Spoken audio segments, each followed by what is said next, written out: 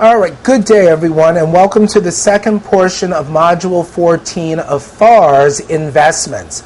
In the first portion of this tape, I went through the basic concepts, principles, and terminology that's used for accounting for investments. In this part of the module, I really want to go through as many problems as possible to really illustrate the concepts, principles, and calculations that I talked about earlier. Again, I want to point out to you that on page 43 of your handout, there's a great there's a one-page summary of how to account for securities classified as held to maturity, available for sale, and trading securities. So very, very important page. Take a look at it. So now I want to turn to page 580 and look at problem number 1 at the end of the chapter. So now let's look at this. Puff Company acquired 40% of straw. 40%, that means equity method. Acquired 40% of Straw's voting common stock on January 2nd, 2008 for $400,000.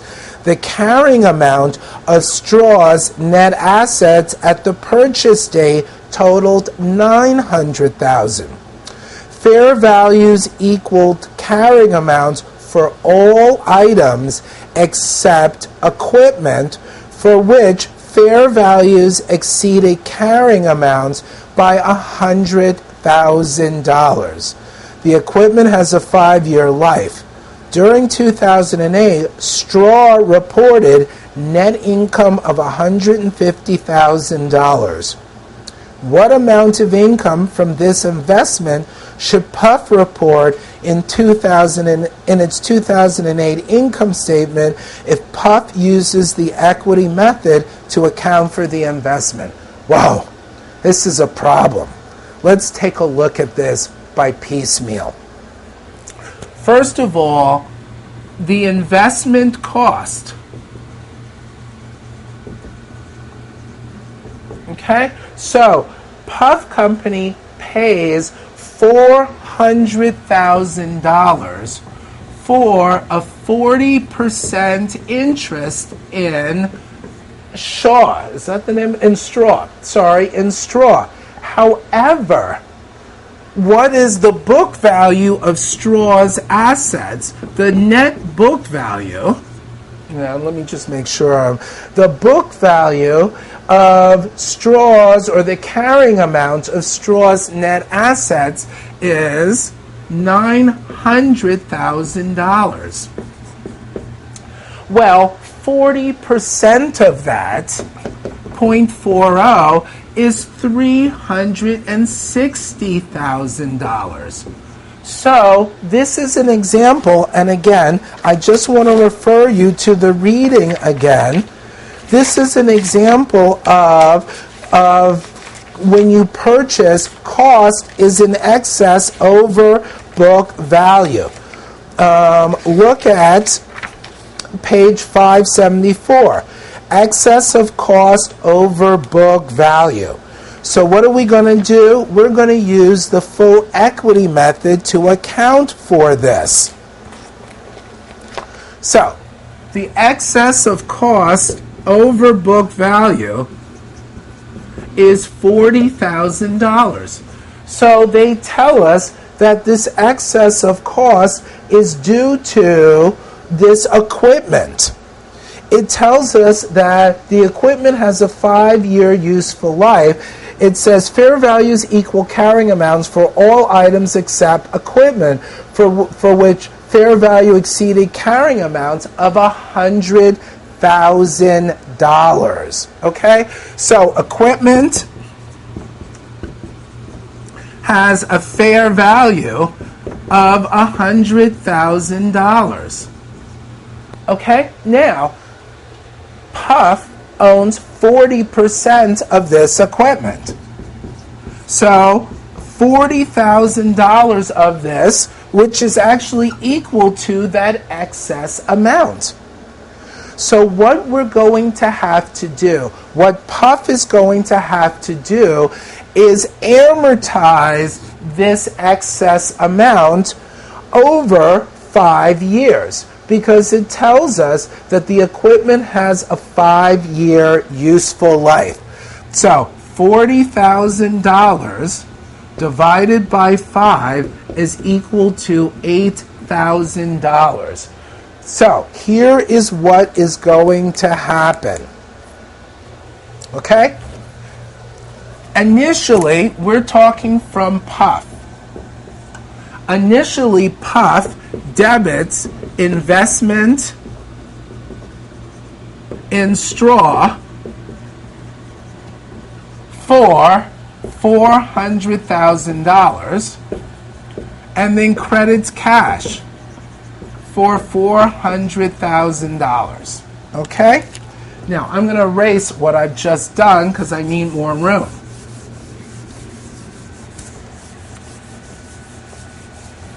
And I want to make this a count. Here's my investment in straw account. $400,000. Now, it says that straw reported net income of $150,000 during 2008. So, when we use the equity method, the investor is going to report its proportionate share of the net income of the investee. So if net income of straw is $150,000, 40% of that is $60,000. So what Puff is going to do is they're going to debit investment in straw for $60,000, and then they're going to credit equity in the earnings of straw, equity in earnings of $60,000. Okay, so let's post the $60,000 here. But remember that the reason why Shaw paid $400,000 for 40% of straw when its percentage ownership in the book value of straw's assets was only $360,000 was due to that piece of equipment that had a fair value of $100,000. So what Puff is going to have to do is amortize that excess. We calculated that excess was $40,000 and that it's going to be amortized over 5 years, so it's $8,000 a year. So to recognize that amortization, this is what Puff is going to do. They are going to debit equity in the earnings for $8,000 and then credit investment in straw for $8,000. So we post this $8,000 here. So, what does the question ask us? The question said, if Puff uses the equity method to account for the investment, how much should it report in income? Okay, so we had one credit to equity and earnings for $60,000. We had one debit, equity and earnings of $8,000. So the difference between these two is $52,000, and the answer is B. Okay? Let's go to number 2. Now again, see how involved this question is? I think you must, to really get a handle on this topic, it's important that you go through all of the questions at the end of the chapter. Not just go through the questions, but thoroughly review the answers and calculations as well. All right? So, on April 1st, I'm on number 2. On April 1st, 2007, Saks Inc. purchased $200,000 face value 9% U.S. Treasury notes for $198,500, including accrued interest of $4,500. The notes mature on July 1st, 2008, pay interest semi-annually on January 1st and July 1st. Saks uses the straight line method of amortization and intends to hold the notes to maturity. Ding, ding, ding. Held to maturity are going to be reported and treated as amortized cost. Saks does not elect the fair value option for recording the securities. In October 31st, 2007 balance sheet, the carrying amount of this investment would be. Okay, so now, let's look at this. First of all, the company pays $198,500 for these securities. Okay? All right, so cost is $198,500. However, this cost includes $4,500 of accrued interest. We need to back out this accrued interest because it's treated separately. So we back out this $4,500 of accrued interest, and we get $194,000. Okay? Now, here's what we do. They ask us, so here, I'll give you the journal entry. We're going to debit bonds held to maturity for $194,000. We're going to debit interest receivable for $4,500, and then we're going to credit cash for $198,500. That's pretty straightforward. Now, here, this is on April 1st, 2006.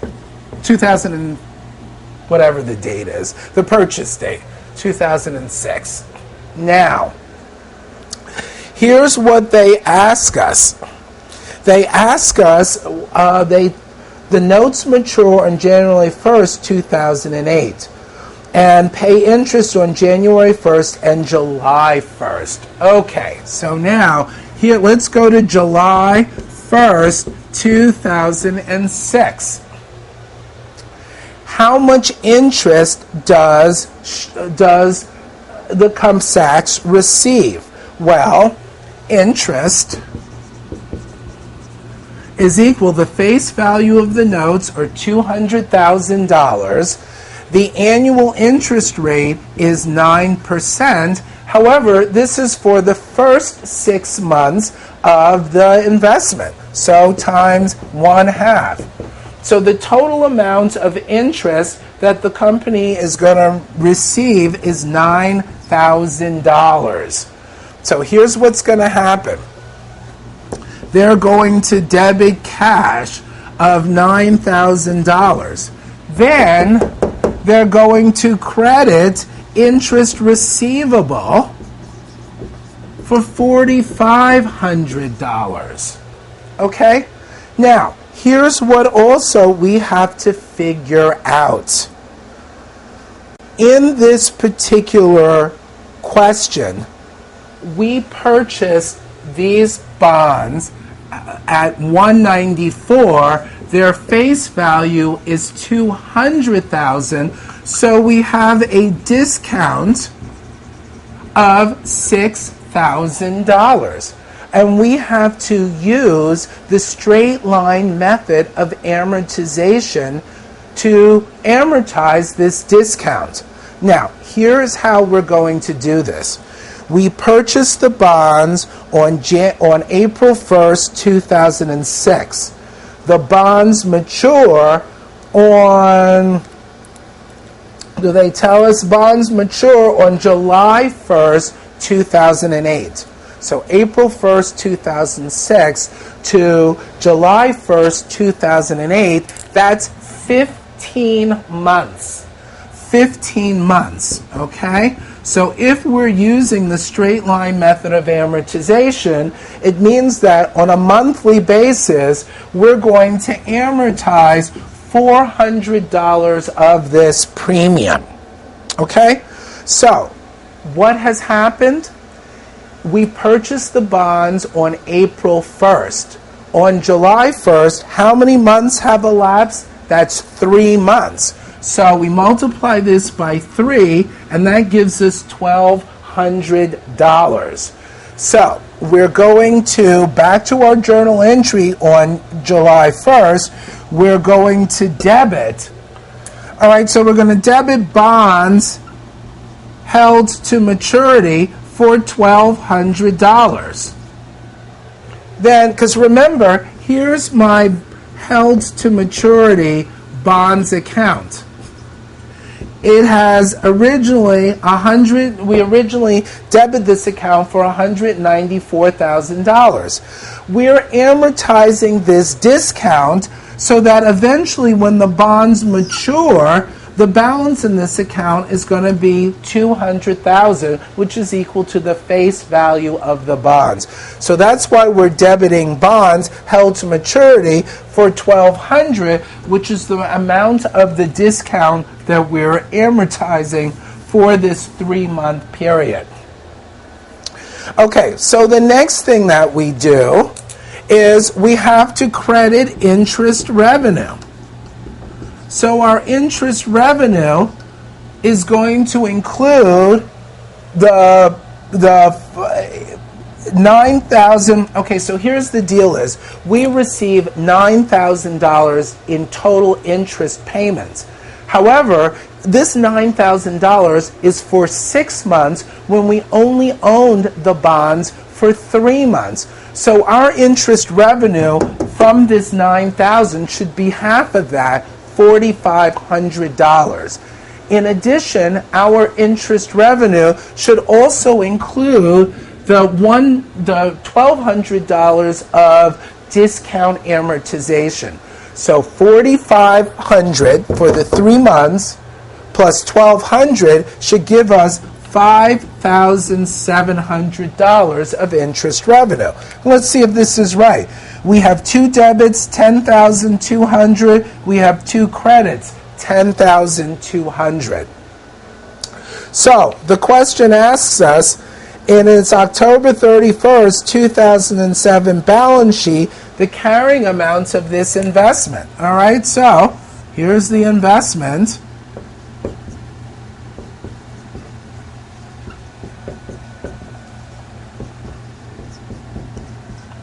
We add 1,200 to it. Okay, so we're at 1,95200, but this is only for July. We need to do the same thing for the next 3 months, which is October, because they want to know in its October 31st, 2000 statement. So we now have to do this for October, which is July, August, September, October, which is 4 months. Okay?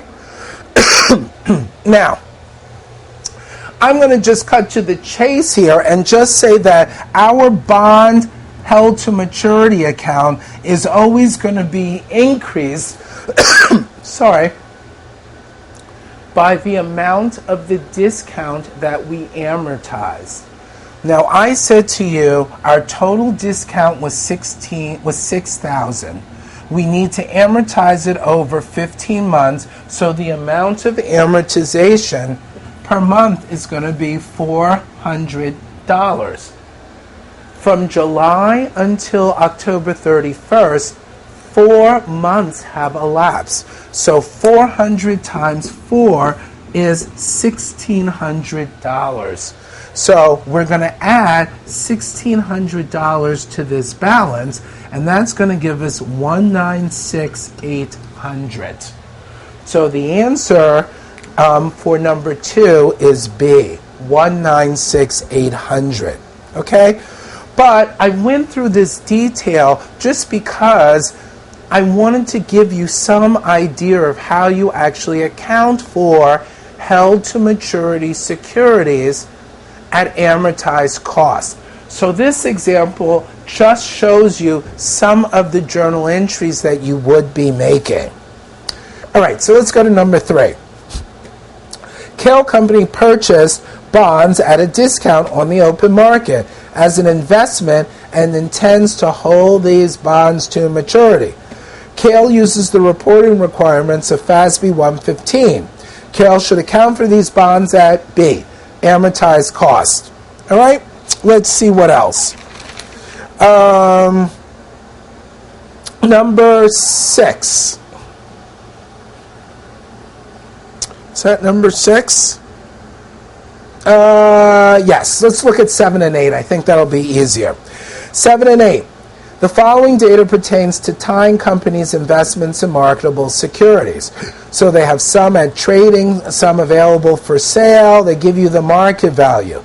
What amount should Tyne report as unrealized holding gains in its income statement, assuming Tyne uses FASB 115? Well, they give us available for sale. They give us trading securities. As you know, trading securities are the only classification of securities where you report unrealized holding gains and losses in income. So let's look at this.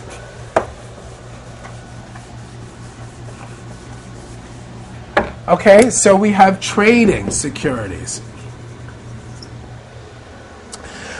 Trading securities. Their cost was $150. Their cost was $150,000. On December 31st, 2007, their fair market value was $100,000. Okay, so although they don't ask you this, I still want to give you this. On December 31st, 2007, they would debit unrealized holding loss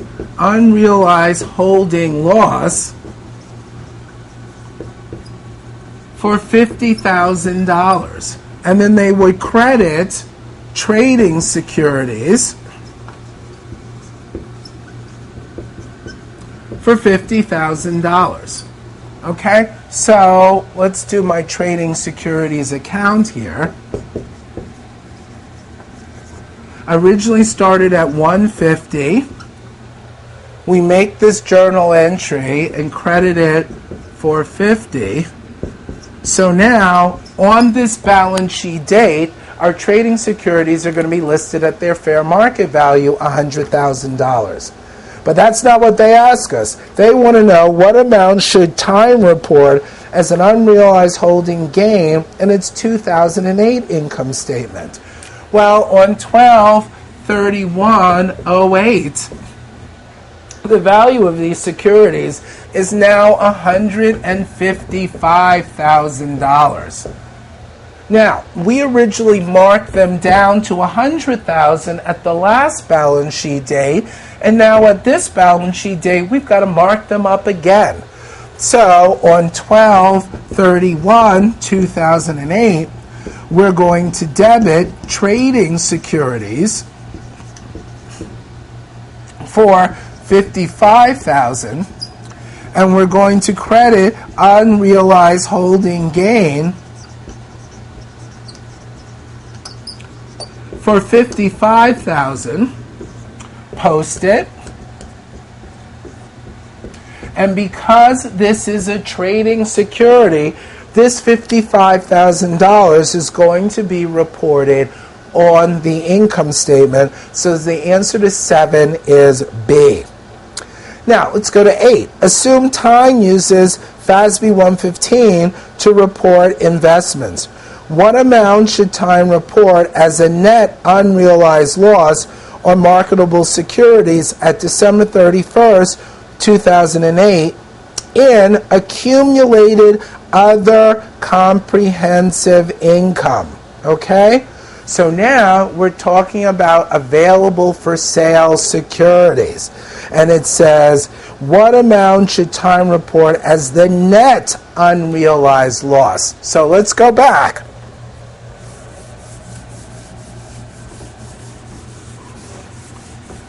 Okay, so here's available for sale securities. The original cost of these available for sale securities was also $150. However, their balance on December 31st is $120,000? It's $120,000. And then it's $130,000 on December 31st, 08. Okay, so now here we go for December 31st, 07. Here's my AFS account. So I am going to debit unrealized holding loss between $150 and $120 of $30,000. I'm going to credit available for sale security $30,000. All right, so here's my $150 here. And now remember, because this is an available for sale security, this unrealized holding loss is going to be included in other comprehensive income, etc. So I post this. So on December 31st, 2007, the balance in my available for securities account is going to be $120, the market value of these securities on that date. So now let's move to December 31st, 2008. And here, let me make another account so you can get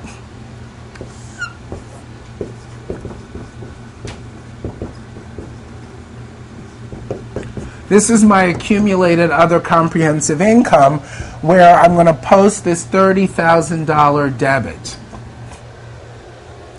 Now, December 31st, 2008, the fair value of these securities has risen from 2007 by $10,000. So I'm going to debit available for sale securities for $10,000.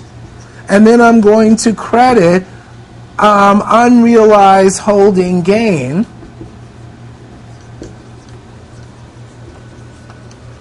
for $10,000. Okay, post it.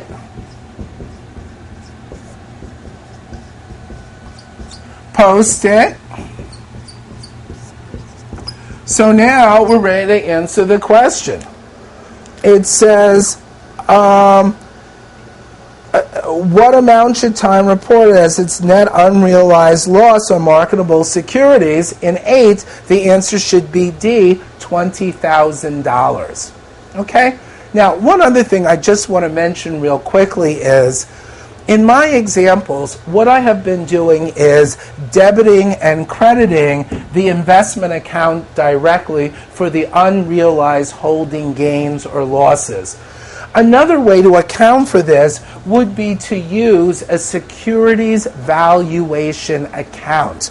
So this is what I mean.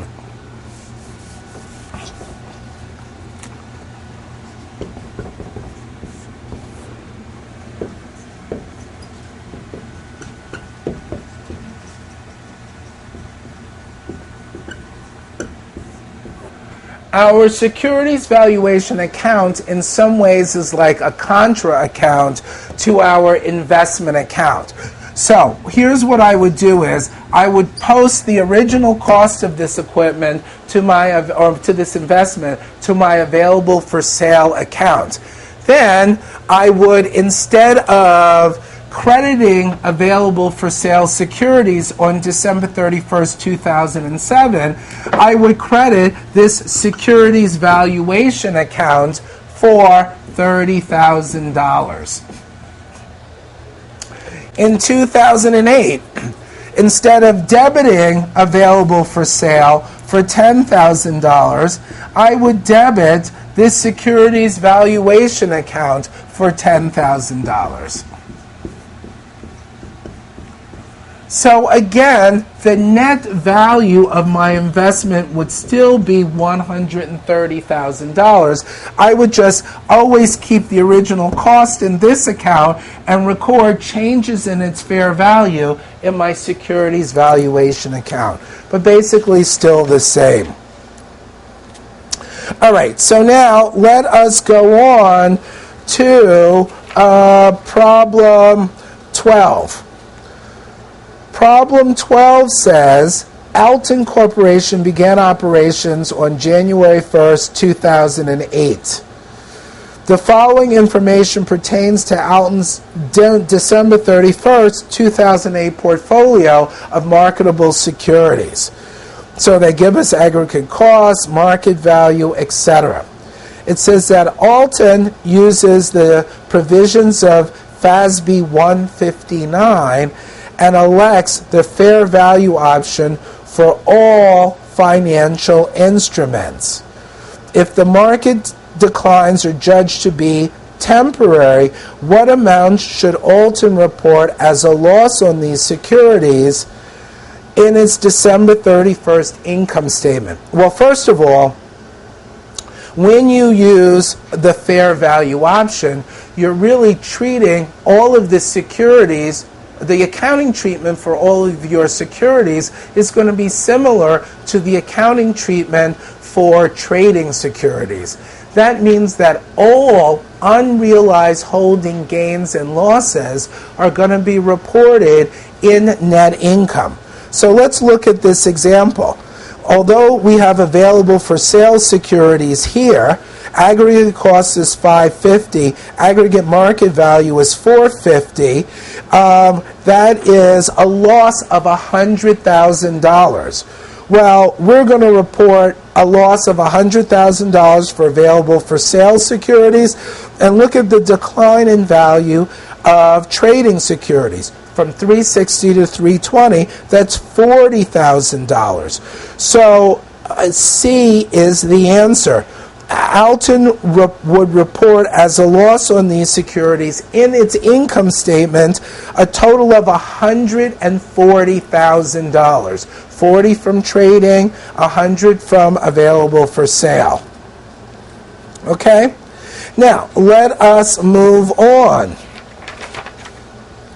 Again, I really encourage you to go through all of these problems, because although they're somewhat complicated, it's a learning exercise as well.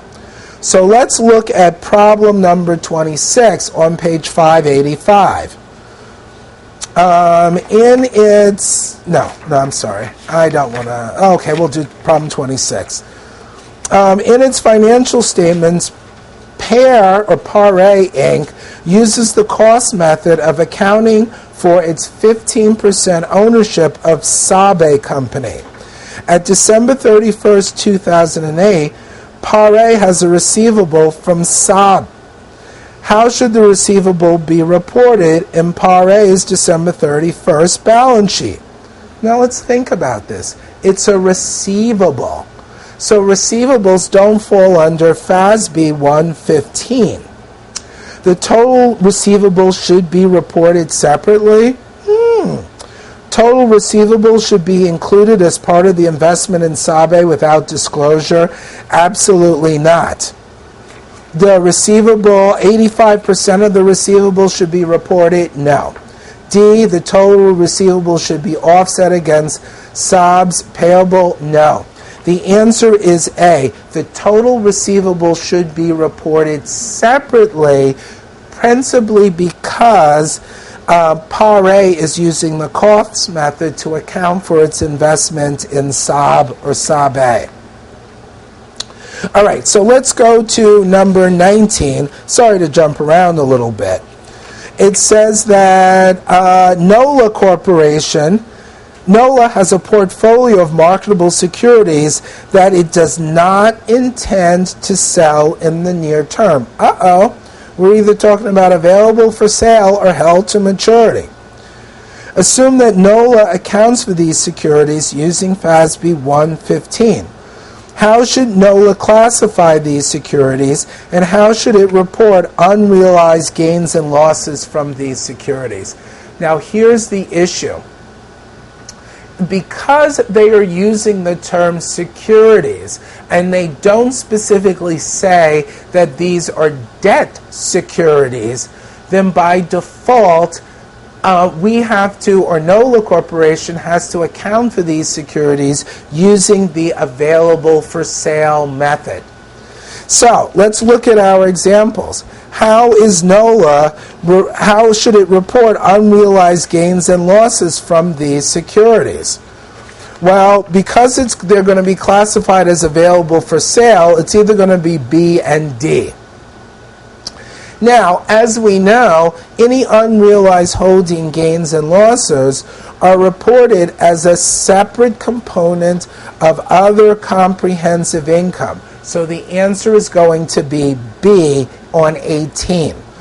D makes no sense. A component of income from continuing operations? No. With available for sale securities, unrealized holding gains and losses are reported as a separate component of other comprehensive income. All right, so let us go on. Let's look at problem number 27 and 28. Suncorp had investments in marketable debt securities costing $650,000 that were classified as available for sale. On January 30th, 2008, Sun decided to hold the investments to maturity and accordingly reclassified them to be held to maturity category on that date. The investment's market value was $575 at December 31st, 2007, $530 at June 30th, 2008, and $490 at December 31st, 2008. Sun does not elect the fair value option to account for these investments. What amount of loss from investments should Sun report in its 2008 income statement? All right, let's figure this out here. All right, so now, is it marketable securities that it has classified as available for sale? So now we got to go back.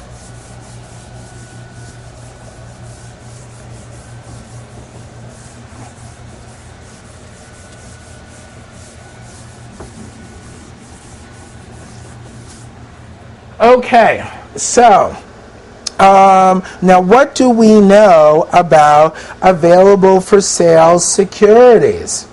We know that, one, they've been classified originally as available for sale. So the investment's market value was $575 at December 31st, 2007. $530 at June 30th, 2008. So here is what we're going to do.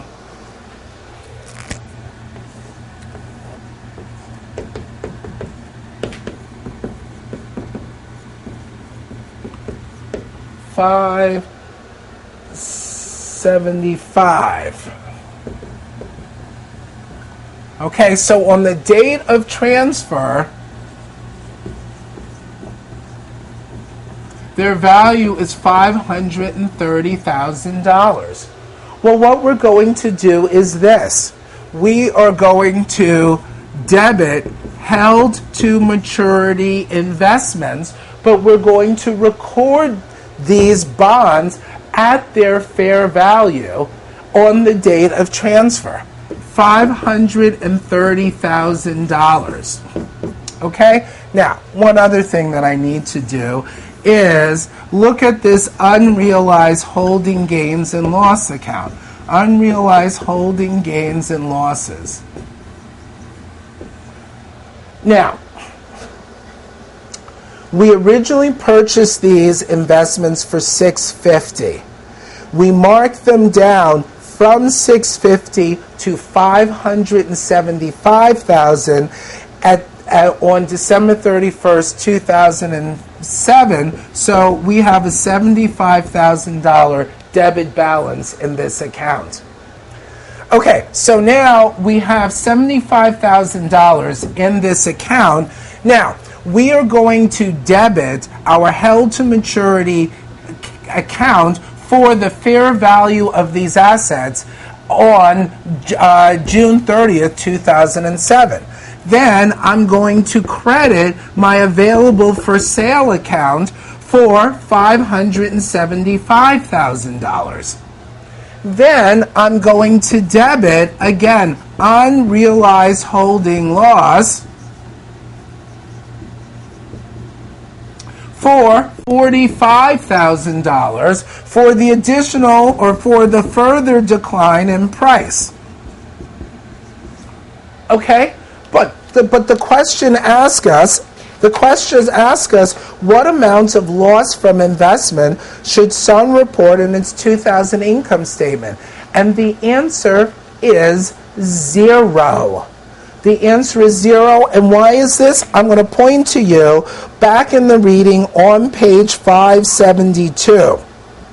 It tells us, unrealized, bottom of page 572, unrealized holding gains or loss on securities transferred to held to maturity from available for sale are also reported as accumulated other comprehensive income in stockholders' equity. But this gain or loss is then amortized over the remaining life of the security as an adjustment to yield. Okay? So we would not report any of this unrealized holding gains, in this case it's a loss, in our income statement for 2008. All right, so now let us go on. Oh wait, let me do 28. 28 says, what amount should Sun report as a net unrealized loss or marketable debt securities in its 2008 statement of stockholders' equity? Well, I just did that. It's $120,000.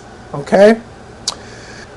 Okay, so now let's go to items 32 through 34. Again, what I want to illustrate to you is that although this is a short chapter page-wise, the denseness of the information in this chapter is just unbelievable. So it is so important that you go through as many questions as possible at the end of the chapter. Spend some time not only going through the questions but reviewing the answers, because they can really be a useful learning tool.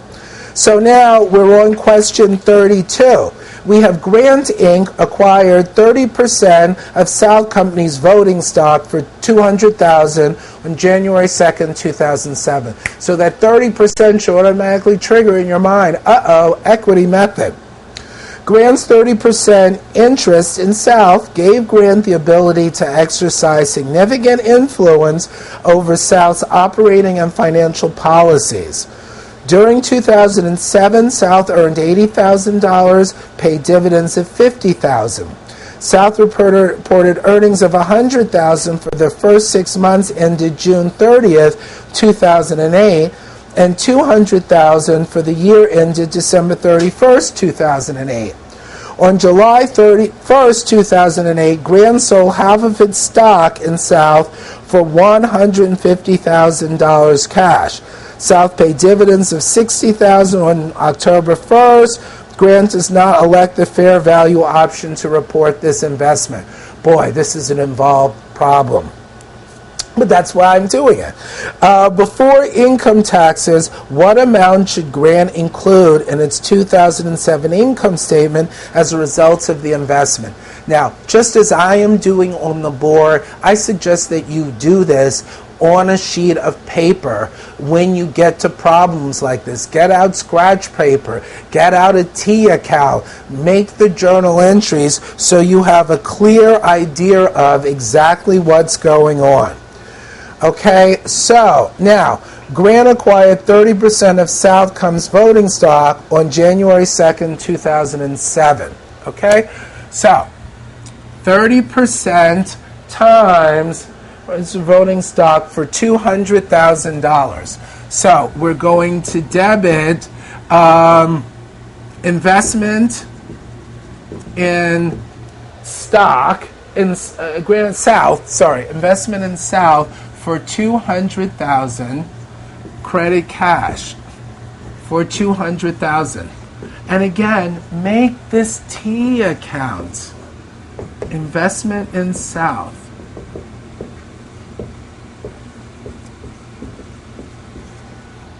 Okay, so now,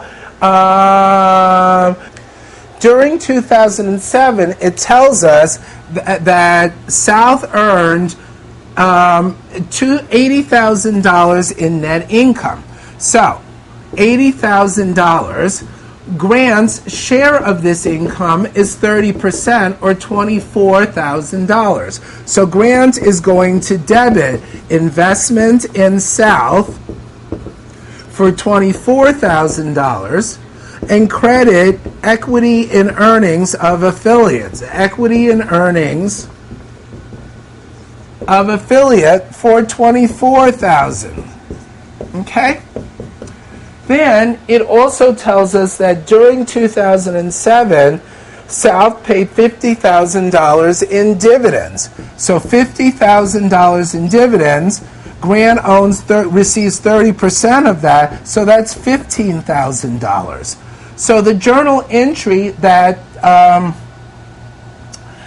Grant is going to make is going to be a debit to cash of $15,000 and a credit to investment in South for $15,000. Okay? So, by the end of 2007, the balance in South in this investment account is going to be $2,009,000. At least that's what my math adds up to be. $2,009,000. Okay, but that's not what they ask us. Now, we go to July 1st, 2008. It said, well, now we go a little bit before that. It said South reported earnings of $100,000 for the first 6 months into June 30th, 2008. So we have to include for 2008 out Grant's proportionate share of the earnings of South for the first 6 months of 2008. Okay, so here's what we do. So now we're at June 30th, 2008. South reports $100,000 in earnings. Grant gets 30% of that, which is $30,000. So Grant is going to debit investment in South for $30,000, credit equity in earnings for $30,000. Okay?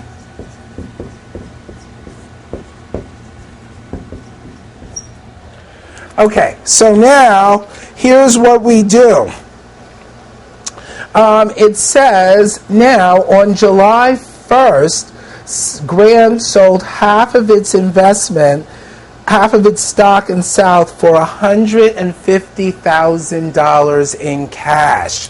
So 2 divided by 239, 100, is going to be $118,500 if my math is correct. So here's what we're going to do. We are going to debit cash for $150,000. We're going to credit investment in South for $118,500, and then we're going to credit gain on sale for the difference, which should be $31,500. Well, I'm sorry, it should be a 119. Sorry about that. And this should be 119, and this should be $30,000. Okay, so now this is the journal entry that they are going to make when they sell a half of their investment on July 1st, 2008. All right, now let's go and look at what questions they've actually asked us to answer.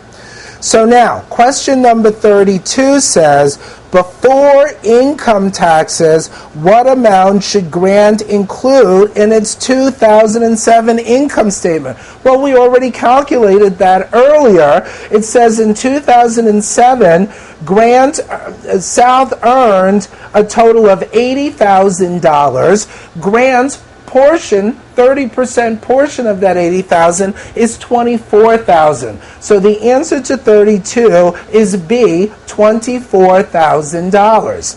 Now, let's go to 33. It says in Grant's December 31st, 2007 balance sheet, what should be the carrying amounts of the investment? Well, the carrying amount of the investment is $209,000. So that answer should be B as well. Then they ask us in 34, in its 2000 income statement, what amount should Grant report as gain from the sale of half of its investment? And that we just calculated was $30,500. So the answer to 34 is B. Okay? Now again, I kind of did this problem in an overall way before actually addressing each individual part. And I did this as a learning exercise. I certainly don't expect, and you certainly shouldn't do this on the exam, is just go through and complete the entire problem without really addressing those questions being asked. But because this is a review, I went through it in the detail that I did just to make sure that you understood everything that is going on. All right, so let us continue on, and let's look at number 35.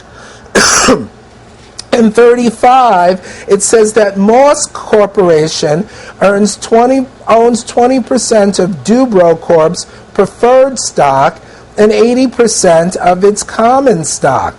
Dubro's stock outstanding on December 31st, 2008 is as follows. Dubro reported net income of $60,000 for the year ended December 31st, 2008.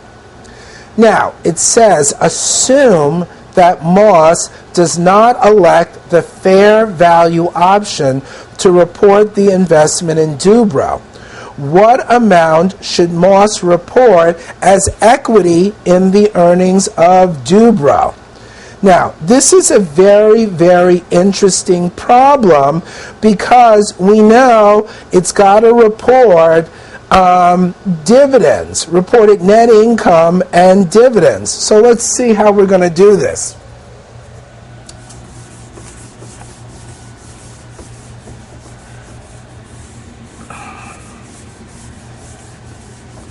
Now, the interesting and the unusual nature of this particular problem is that Moss owns 80% of Dubro's common stock.